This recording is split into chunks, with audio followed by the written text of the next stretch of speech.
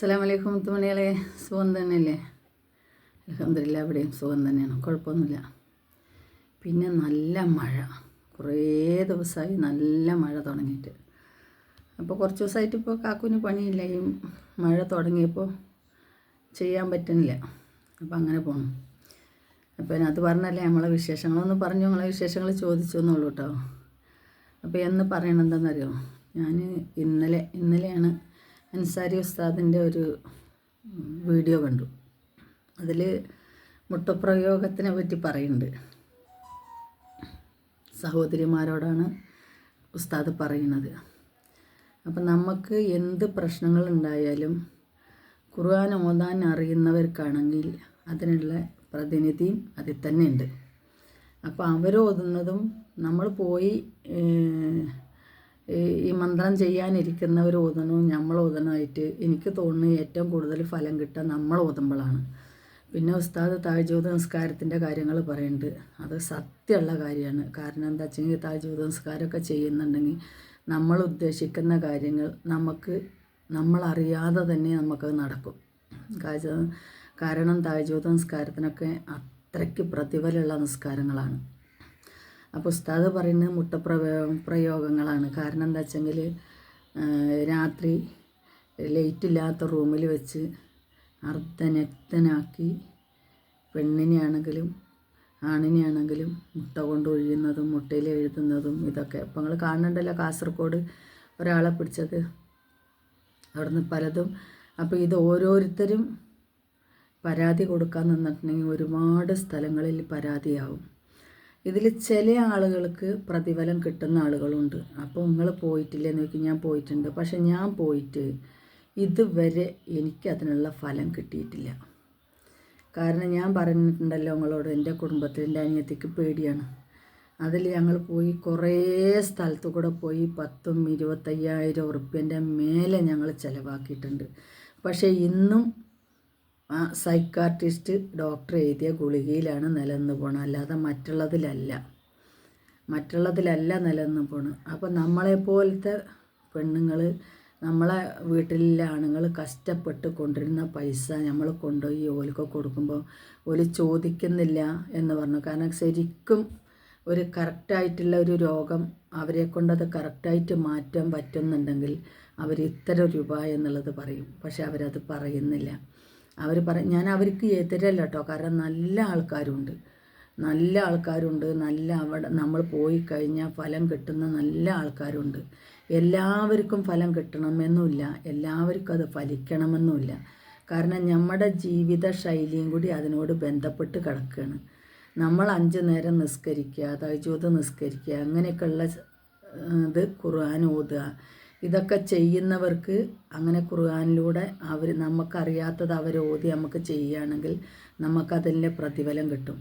ഇത് നമ്മളതൊന്നും ചെയ്യാതെ ഉള്ള പൈസ അവർക്ക് കൊണ്ടു കൊടുത്ത് നമ്മളെ രോഗം മാറട്ടെ എന്ന് വെച്ചിട്ട് നമ്മൾ കൊണ്ടു കൊടുത്താൽ നമുക്കത് മാറില്ല. കാരണം നമ്മളത് അവരുടെ അടുത്ത് പോകുന്നു, അവർ നമ്മൾ കൊടുക്കുന്ന പൈസക്ക് എന്തെങ്കിലും ചെയ്യുന്നു, ഒരു എലസ് കെട്ടുന്നു, അല്ലെങ്കിൽ ഒരു ഉറുക്ക എഴുതുന്നു, അത് വെള്ളം കുടിക്കാൻ പറയണു, നമ്മളോട് ഓതാൻ പറയണം, നമ്മൾ അതിനു വേണ്ടി മാത്രം ഓതുന്നു.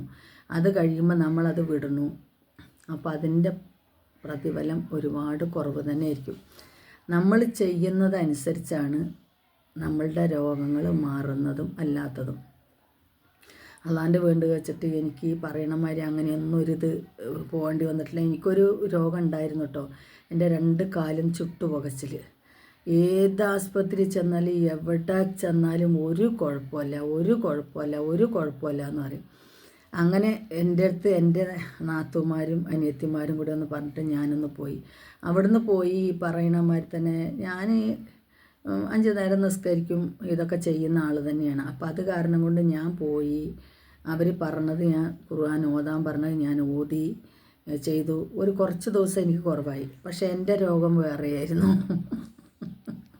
എൻ്റെ രോഗം അതിനോടനുബന്ധിച്ച് വന്ന രോഗമല്ല. എനിക്ക് കൊളസ്ട്രോളും ഉണ്ടായിരുന്നു, കാല് ചുട്ടുപോച്ചൽ. പക്ഷേ എനിക്കത് അറിയില്ലായിരുന്നു. അപ്പോൾ നമ്മളൊരു ആസ്പത്രി ചെന്ന് ഷുഗറും പ്രഷറും ഉണ്ടോയെന്ന് ചോദിച്ചാൽ ഞാൻ ഇല്ലയെന്നേ പറയുള്ളൂ. കാരണം എനിക്കതില്ല. എപ്പോൾ ടെസ്റ്റ് ചെയ്യുമ്പോൾ എനിക്കത് ഉണ്ടായിരുന്നില്ല. ഷുഗറോ പ്രഷറോ അങ്ങനെയുള്ള ഒരു ഇതും എനിക്കുണ്ടായിരുന്നില്ല. അങ്ങനെ അടുത്തുള്ള ഒരു ആസ്പത്രി ചെന്നപ്പോൾ ഒരു ഡോക്ടർ എന്നോട് പറഞ്ഞു, നിങ്ങളൊരു കാര്യം ചെയ്യ്, ഇത്രയും മരുന്ന് കുടിച്ചിട്ട് നിങ്ങൾക്ക് അത് കുറവില്ല എന്നുണ്ടെങ്കിൽ കൊളസ്ട്രോൾ ഒന്ന് ടെസ്റ്റ് ചെയ്യാൻ പറഞ്ഞു. ടെസ്റ്റ് ചെയ്തിട്ടുണ്ടോ എന്ന് ചോദിച്ചില്ലായിരുന്നു. ഷുഗർ അപ്പം തന്നെ ടെസ്റ്റ് ചെയ്തു, ഷുഗർ ഇല്ല, നോർമലാണ്. അപ്പോൾ മറ്റേ കൊളസ്ട്രോൾ ഒന്ന് ടെസ്റ്റ് ചെയ്യാൻ പറഞ്ഞു. കൊളസ്ട്രോൾ ടെസ്റ്റ് ചെയ്ത് വന്നപ്പോൾ കുറച്ച് കൂടുതലാണ്. അപ്പോൾ അതും അഴുക്ക കൊളസ്ട്രോളാണ് കൂടുതൽ, നല്ല കൊളസ്ട്രോൾ അല്ല, അഴുക്ക കൊളസ്ട്രോൾ കൂടുതലാണെന്ന് പറഞ്ഞു. അങ്ങനെ ആ കൊളസ്ട്രോളിൻ്റെ ഗുളിക 1 മാസത്തിന് ആ ഡോക്ടർ എഴുതി തന്നു. അത് കുടിച്ചൊരു പകുതി ആയപ്പോൾ തന്നെ എൻ്റെ കാലുപൊള്ളൽ കുറയാൻ തുടങ്ങി. പിന്നെ അതിനുള്ള ഗുളിക നോക്കി ഞാൻ കാണിച്ചു തരാം. കാരണം ഇതാണ്, ആ കൊളസ്ട്രോളുള്ള ഗുളിക കുടിക്കാൻ തുടങ്ങിയപ്പോൾ അതെനിക്ക് കുറയാൻ തുടങ്ങി. ഇപ്പം എനിക്ക് അങ്ങനത്തെ ഒരു പ്രശ്നമേ ഇല്ല. അപ്പോൾ നമ്മൾ ഉദ്ദേശിക്കുന്ന നമ്മൾ ചില രോഗങ്ങൾ നമ്മളെ ഡോക്ടർമാർക്ക് വരെ കണ്ടുപിടിക്കാൻ പറ്റില്ല, പെട്ടെന്ന് കണ്ടുപിടിക്കില്ല.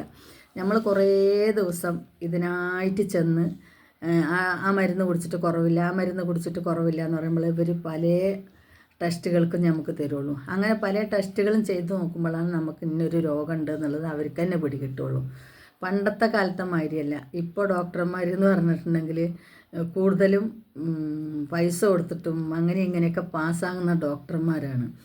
അപ്പോൾ പഴയ ഡോക്ടർമാർ, ഒരു വയസ്സായ റിട്ടയർഡ് ചെയ്ത് പ്രൈവറ്റായിട്ട് ഇരിക്കുന്ന ഡോക്ടർമാരാണെങ്കിൽ അവർക്ക് പെട്ടെന്ന് കണ്ടുപിടിക്കാൻ പറ്റും.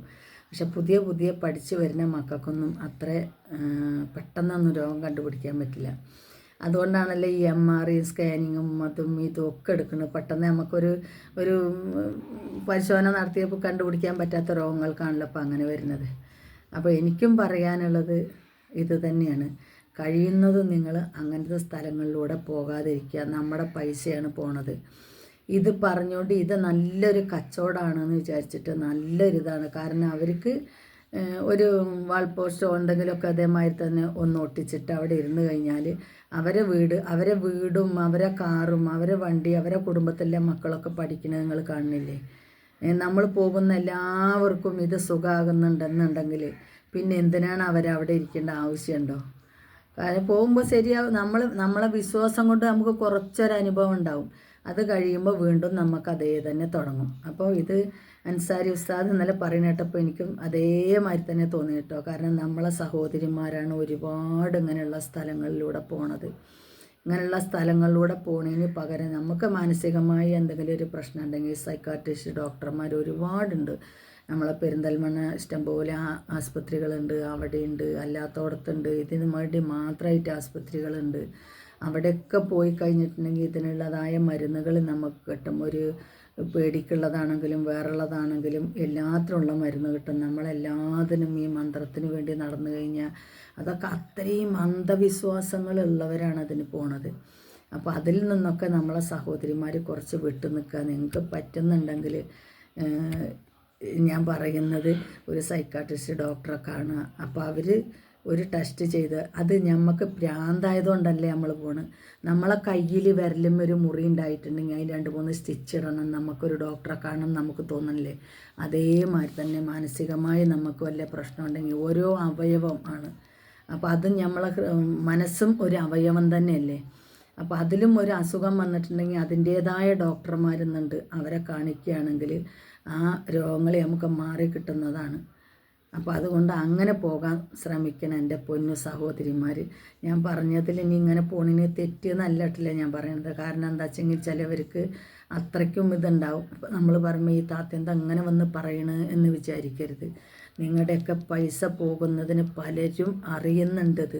കാരണം പലയിടത്തും പോയിട്ടും പല അപകടങ്ങളിലും പെൺകുട്ടികൾ പെടുന്നുണ്ട്, സ്ത്രീകൾ പെടുന്നുണ്ട്, സഹോദരിമാർ പെടുന്നുണ്ട്.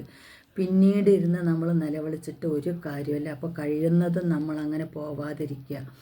അങ്ങനെയാണ്. അല്ലെങ്കിൽ ഒറ്റയ്ക്ക് അവരുടെയൊക്കെ റൂമിൽ നിന്ന് നമ്മൾ അങ്ങനത്തെ ഒരു ഉഴിച്ചിലിനും വീഴ്ചലിനും നമ്മൾ നിന്ന് കൊടുക്കാതിരിക്കുക. ഇതൊക്കെയാണ് എനിക്ക് പറയാനുള്ളത് ഈ ഒരു സംഭവത്തെ പറ്റി. അപ്പോൾ അതുകൊണ്ട് ഞാൻ പറഞ്ഞതിൽ നിങ്ങൾക്ക് ആർക്കെങ്കിലും തെറ്റ് തോന്നിയിട്ടുണ്ടെങ്കിൽ സോറി, ക്ഷമിക്കണം. കാരണം ഞാൻ എൻ്റെ അനുഭവങ്ങൾ പറഞ്ഞു എന്ന് മാത്രം. ഉസ്താദ് പറഞ്ഞപ്പോൾ എനിക്കത് സത്യമാണെന്ന് തോന്നി, ആ പറയുന്നത് സത്യമാണെന്ന് തോന്നി. അതുകൊണ്ടാണ് ഞാൻ ഇങ്ങനെ ഒരു വീഡിയോ ചെയ്തത്. അപ്പോൾ വീണ്ടും കാണാം. അസ്സലാമു അലൈക്കും.